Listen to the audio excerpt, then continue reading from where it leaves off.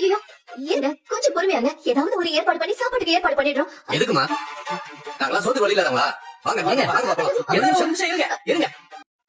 பிறந்தநாள் விழாக்கு வந்த யாரும் சாப்பிடாம கிளம்ப வேண்டாம். எங்க அப்பா ஏற்பாடு பண்ண சாப்பாடு இருக்கு.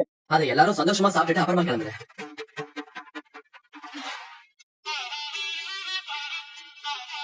அப்பா சொல்லுங்கப்பா. அத்தையோட பிறந்தநாளைக்கு வந்து வாரத்துக்கு சொந்த வந்துங்களா? யாரும் தயவு செய்து வெறுவத்தோட வீட்டுக்கு போகாதீங்க. தயவு செய்து எல்லாரும் வந்து சாப்பிட்டு போங்க. அது எப்படி?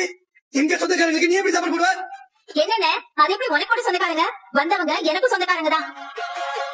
என் சொந்தக்காரங்க எனக்கு மட்டும் கிடையாது, என் புருஷனுக்கும் என் பிள்ளைங்களுக்கும் சொந்தக்காரங்க தான்.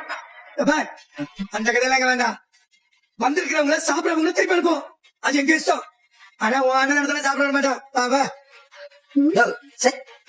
நீதான் முடிக்க எவ்வளவு பேசிக்கிறீங்க? என் மேல இருக்க கோபத்தை காட்டுறது வேற இடமே அடிக்கல உனக்கு. கொஞ்சம் கூட யோசிக்கவே மாட்டியா? உனக்கு நீயே எவ்வளவு பெரிய அவமானத்தை தெரிவிக்கிற? இதெல்லாம் ஒரு மனுஷன் வந்திருக்கவங்க பசியார சாப்பிட்டு போயிட்டு போறாங்க. முடியாதுன்னு சொல்லல, முடியவே முடியாது. அவங்க யாரும் சாப்பிட வரமாட்டாங்க.